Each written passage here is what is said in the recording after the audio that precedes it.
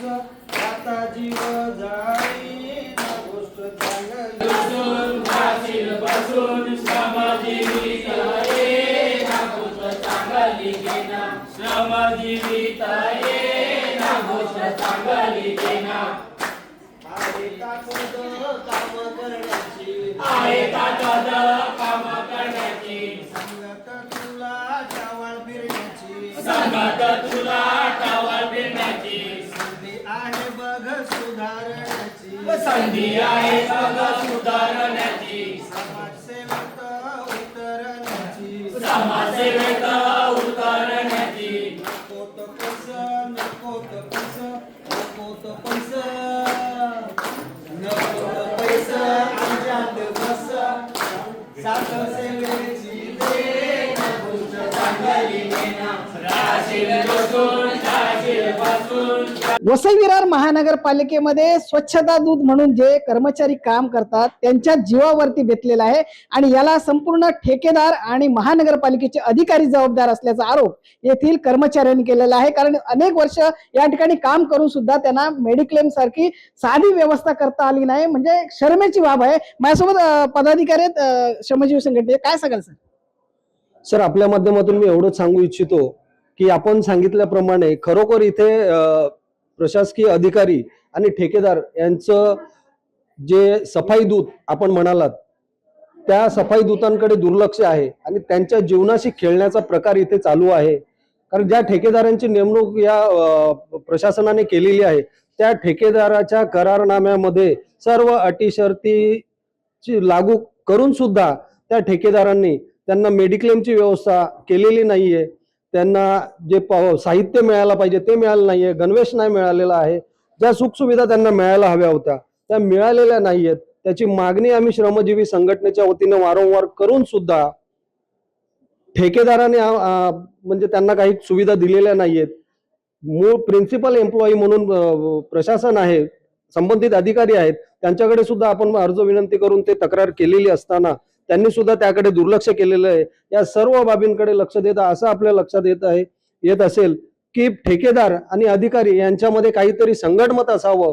हा विचार थेट आरोप करताय का तुम्ही की अधिकाऱ्यांनी यांची मिलीभगत आहे? हा थेट आरोप आमचा आहे. कारण कामगारांच्या सफाई दूत म्हणून आपण ज्यांना संबोधलं त्या सफाई दूताच्या जीवावरती बेतून जर हे काम करत असतील तर हेच थेट म्हणण्या पलीकडे दुसरं कोणतंही कारण आमच्याकडे उरलेलं नाहीये.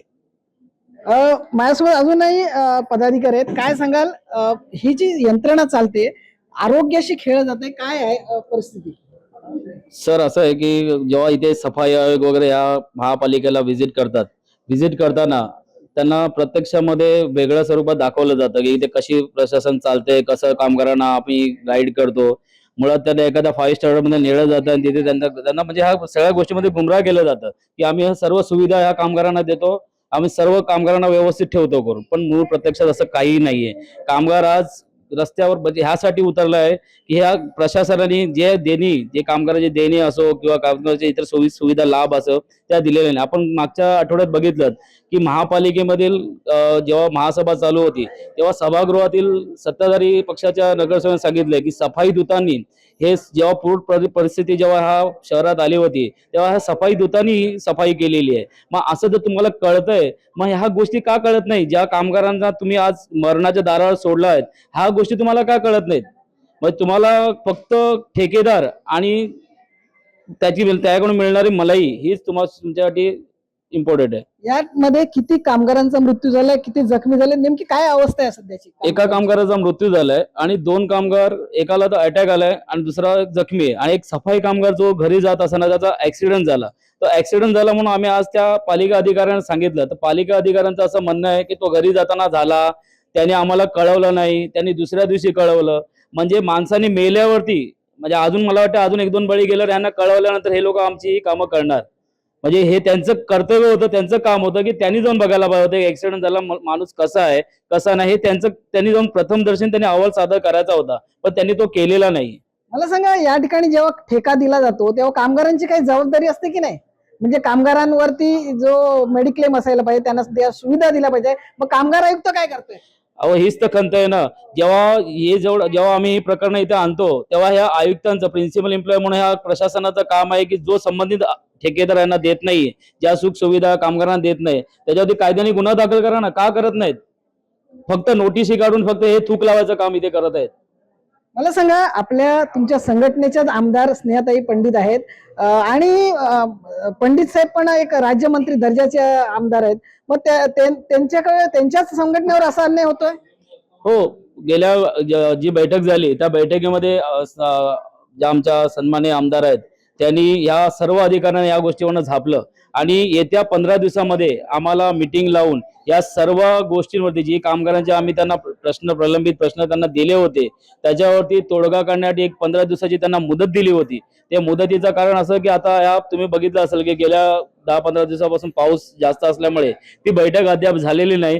जेव्हा ही बैठक होईल त्या बैठकीमध्ये आमच्या सन्माननीय आमदार आणि भाऊ या गोष्टीचा पुरेपूर माहिती घेते आणि जो संबंधित याच्यामध्ये अधिकारी किंवा एखादा ठेकेदार दोषी असेल तर त्यावरती गुन्हा दाखल करायची आम्ही मागणी करू. मग तुम्हाला काय वाटतं, हे अधिकारी आमदारांचं ऐकणं म्हणजे ते मुजोर आहेत का? हे मुजोरच आहेत. बघितलं तुम्ही, आज आम्ही सकाळपासून येऊन बसलोय, हे मुजोर अधिकारी इथे यायला तयार नाहीत.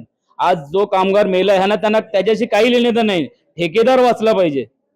ठेकेदार वाचला तर आपली कमाई राहील. मग कामगार मेला तर मरू द्या ना, त्याच्याकडनं काय भेटणार आहे त्यांना? कामगारांकडनं काय भेटणार आहे का? तुमचं पुढचं पाऊल काय असेल?